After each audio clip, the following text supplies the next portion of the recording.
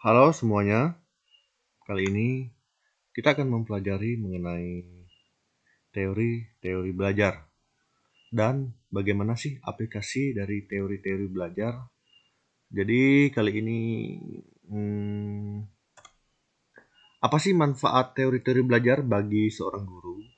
Nah, jadi manfaat teori belajar bagi guru ini ada beberapa hal. Yang pertama itu teori belajar itu membantu guru untuk memahami bagaimana siswa belajar. Kemudian yang kedua, teori belajar ini juga membantu proses belajar itu menjadi lebih efektif, efisien, dan lebih produktif. Kemudian yang ketiga, teori belajar ini membimbing guru untuk merancang dan merencanakan proses pembelajaran. Kemudian yang keempat, teori belajar ini menjadi panduan bagi guru untuk mengelola kelas. Yang kelima, teori belajar membantu guru untuk mengevaluasi proses, perilaku guru sendiri, serta hasil belajar siswa yang telah dicapai. Kemudian yang terakhir ini adalah membantu guru di dalam memberikan dukungan dan bantuan kepada siswa sehingga dapat mencapai prestasi yang maksimal. Nah, ada beberapa hal yang harus diketahui di dalam teori belajar. Nah, jadi di dalam teori belajar ini kita harus mengetahui dan mengerti mengenai konsep dasar teori tersebut, beserta ciri-cirinya dan persyaratan apa saja yang melingkupinya. Kemudian yang kedua, bagaimana sikap dan peran guru di dalam proses pembelajaran jika teori tersebut diterapkan. Dalam hal ini adalah aplikasi gurunya. Kemudian yang ketiga adalah faktor-faktor lingkungannya. Dari segi fasilitas, alat, ataupun suasana, apa saja yang perlu diupayakan untuk mendorong proses pembelajaran. Kemudian yang keempat, tahapan apa saja yang harus dilakukan seorang guru untuk melaksanakan proses pembelajaran tersebut. Dan yang terakhir adalah apa yang harus dilakukan oleh siswa di dalam proses pembelajaran. Nah, jadi yang perlu diketahui di sini adalah konsep dasar, aplikasi guru, dan faktor-faktor lingkungan, serta aplikasi dari siswanya. Oke, mari kita lihat 4 teori belajar yang umum digunakan, yang paling umum dan sering digunakan oleh kita para guru-guru. Yang pertama ini adalah teori belajar behavioristik, kemudian teori belajar kognitif, dan teori belajar humanistik, serta konsep belajar menurut Ki Hajar Dewantara. Nah, jadi hal yang cukup penting yang kita lihat di sini adalah kita harus tahu inti dari keempat teori ini. Itu dia, karakteristik dari keempat teori ini. Mungkin secara sepintas kita tahu bahwa behavioristik ini adalah teori tentang perubahan tingkah laku yang lebih memfokuskan pada perubahan tingkah laku, sedangkan kognitif ini dia lebih kepada kemampuan berpikir siswa. Kemudian humanistik ini dia lebih kepada memanusiakan manusia itu sendiri, dan juga konsep Ki Hajar Dewantara yang nanti akan kita bahas secara khusus ya. Oke, mari kita lihat teori belajar yang pertama, yaitu teori belajar behavioristik. Nah, jadi ada beberapa tokoh yang mendukung teori belajar behavioristik ini. Yang pertama adalah Edward Lee Thorndike, kemudian Ivan P. Pavlov, kemudian Burrhus F. Skinner, Robert Gagne. Nah, mari kita lihat bagaimana aplikasi teori pembelajaran behavioristik di dalam kegiatan pembelajaran. Nah, jadi ada beberapa hal-hal yang harus diperhatikan di dalam ketika kita ingin menerapkan teori behavioristik ini. Nah, jadi ciri-ciri kuat yang mendasarinya itu adalah di mana teori behavioristik ini mementingkan pengaruh lingkungan. Nah, jadi di dalam hal penerapannya ini, lingkungan itu sangat berpengaruh besar terhadap perubahan tingkah laku manusia. Kemudian ini juga mementingkan bagian-bagian elementalistik.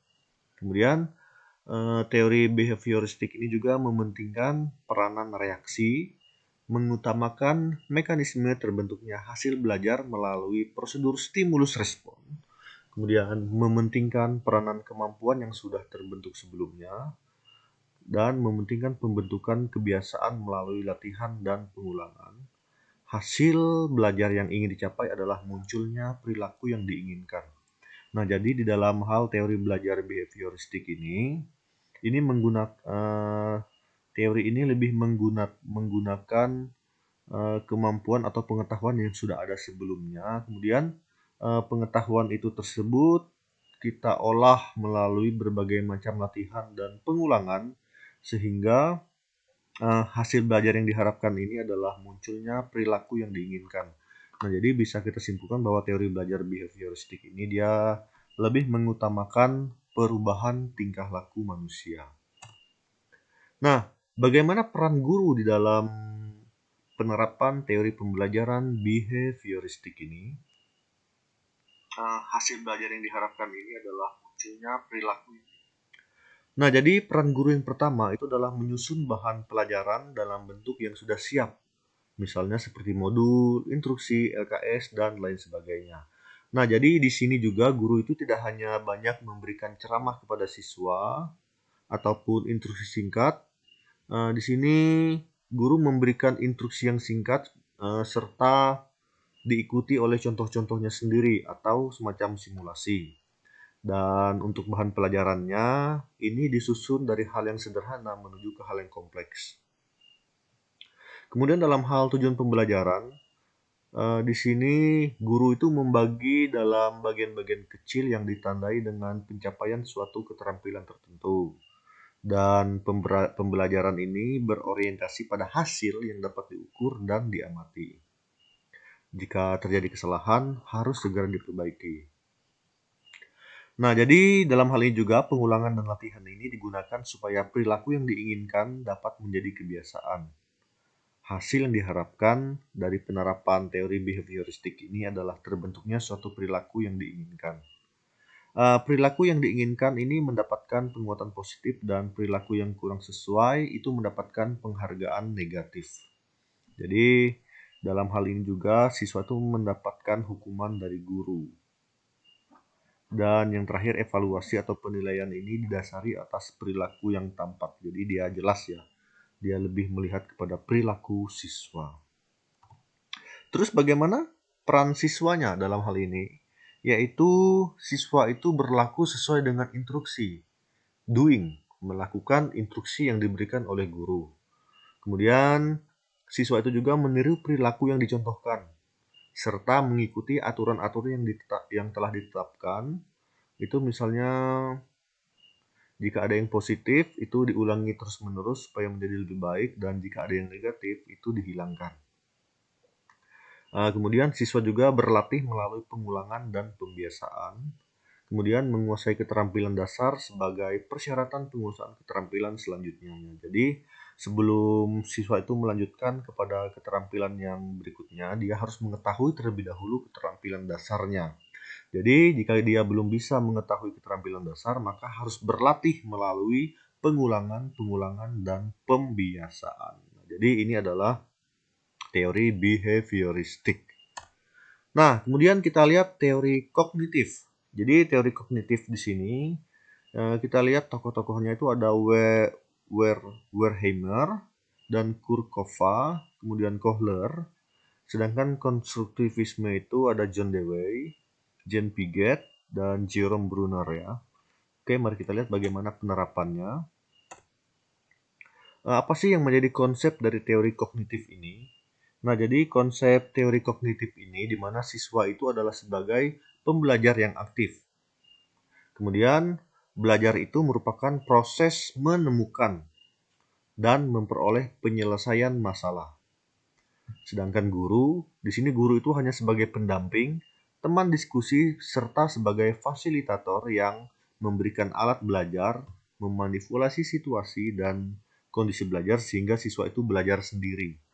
Kemudian untuk belajarnya, kegiatan belajar, itu siswa itu to explore itu menjelajahi, memanipulasi, bereksperimen, bertanya, dan mencari jawaban dengan kemampuan mereka sendiri.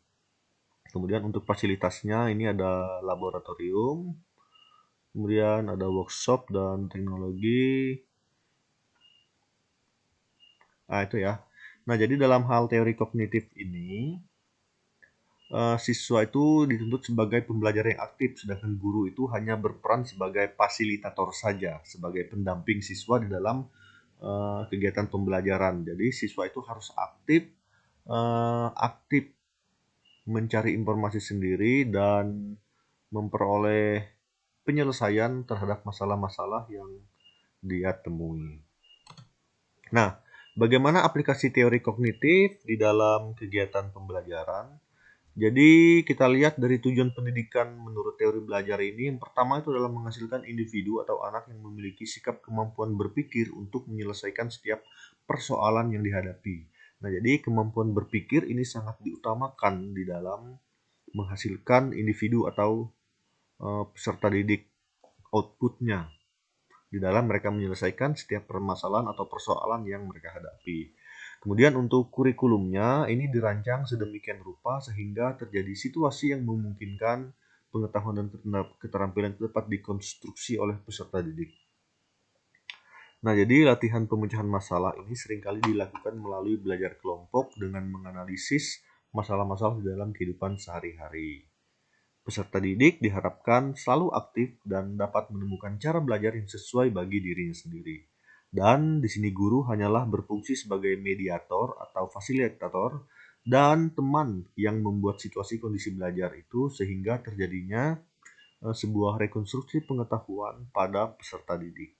Tuh. Jadi peran guru hanya sebagai fasilitator saja. Siswalah yang aktif di dalam kegiatan pembelajaran. Yang berikutnya adalah teori humanistik. Teori humanistik ini ada beberapa tokoh yang mendukung teori ini, yaitu Abraham Maslow dan Carl Roger. Kita lihat bagaimana aplikasi dari teori humanistik di dalam kegiatan pembelajaran. Nah, jadi untuk aplikasi teori humanistik di dalam kegiatan pembelajaran, ini lebih menunjuk kepada ruh atau spirit human being selama proses pembelajaran yang mewarnai metode-metode diterapkan. Nah, dari guru sendiri, guru ini bertugas untuk memberikan motivasi, kesadaran mengenai makna belajar di dalam kehidupan siswa. Guru itu sebagai motivator. Kemudian, siswa ini berperan sebagai pelaku utamanya. Nah, jadi kegiatan belajar ini dia berfokus pada student center, berpusat pada siswa yang memaknai proses pengalaman belajarnya sendiri. Nah, diharapkan siswa memahami pengalaman belajar sendiri menggunakan pengalaman sebagai pembelajarannya. Itu dia. Nah, dari aplikasi teori humanistik ini juga lebih menuju pada ruh ini sudah.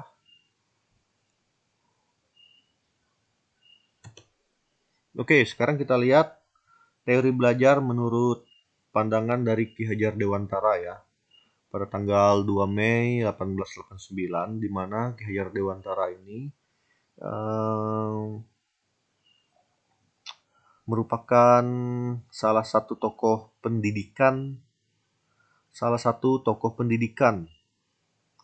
Bapak Pendidikan Indonesia ya, di mana dia mengeluarkan konsep pendidikan pada dasarnya yang paling sesuai untuk meningkatkan kualitas pembangunan yang ada di Indonesia seutuhnya. Nah, jadi kita lihat bahwa salah satu konsep yang dikenalkan oleh Ki Hajar Dewantara itu adalah momong, among, dan ngemong, yang kemudian dikembangkan menjadi tiga prinsip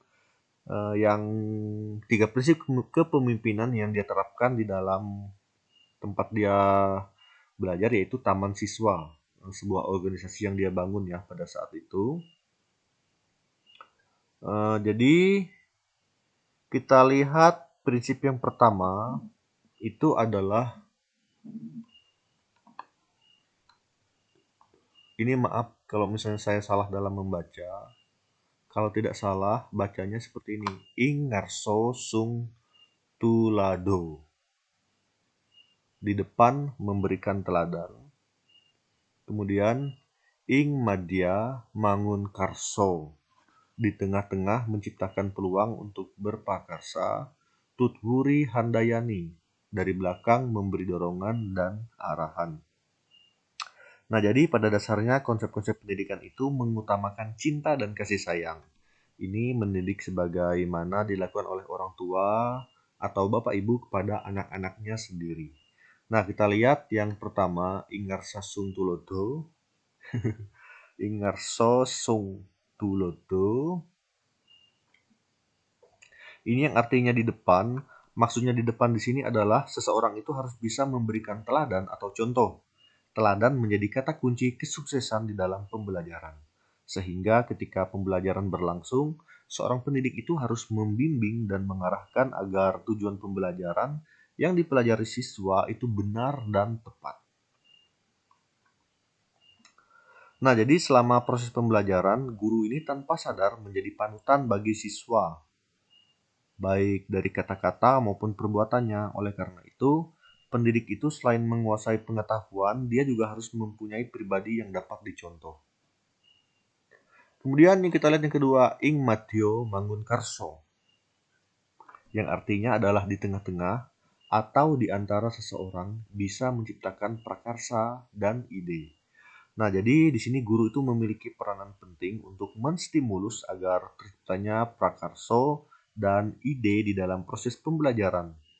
Kehadiran guru dapat memfasilitasi dengan beragam metode dan strategi agar tujuan pembelajar itu dapat tercapai. Selain itu, potensi yang dimiliki oleh siswa itu juga dapat berkembang dengan baik. Dan yang terakhir adalah Tuturi Handayani dari belakang memberikan dorongan atau arahan. Nah, jadi pada pengertian itu, seseorang itu harus dapat mendorong orang yang di dalam tanggung jawabnya itu untuk mencapai tujuan secara berkelanjutan dalam pekerjaannya. Nah, dalam proses pembelajaran, guru ini harus memberikan dorongan kepada siswanya untuk selalu belajar dengan tuntas dan maju secara berkelanjutan sehingga kata kunci sukses di dalam pembelajaran ini adalah belajar tuntas dan berkelanjutan yang memiliki makna pada kehidupan. Oke, jadi di sini guru atau pendidik itu memiliki peranan yang penting di dalam kemajuan suatu bangsa, karena bangsa yang besar itu adalah bangsa yang terdidik melalui nilai-nilai luhur. Sehingga label guru sebagai pahlawan tanpa tanda jasa ini perlu disematkan kepada setiap guru, karena telah mendedikasikan dan mengabdi kepada negara demi kemajuan sebuah bangsa, yakni bangsa Indonesia. Nah, selain itu juga, guru itu adalah teladan yang perlu didengar ucapannya dan ditiru perbuatannya. Baru kemudian sebagai fasilitator atau pengajar. Sehingga menghasilkan pribadi-pribadi yang beradab, bermartabat, berguna, dan berpengaruh di masyarakat. Yang bertanggung jawab atas hidupnya sendiri dan orang lain. Yang berwatak luhur dan berkepribadian.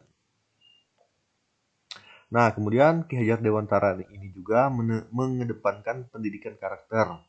Beliau mengajarkan bagaimana kita bisa memerdekakan diri kita sendiri dan tentu saja merdeka sebagai rakyat, sebagai bangsa, dan sebagai negara. Nah, jadi singkatnya Ki Hajar Dewantara ini mengajarkan kita untuk menjadi pribadi yang percaya diri baik secara individu maupun sebagai bagian dari sebuah bangsa yang besar. Nah, jadi demikianlah konsep pendidikan menurut Ki Hajar Dewantara.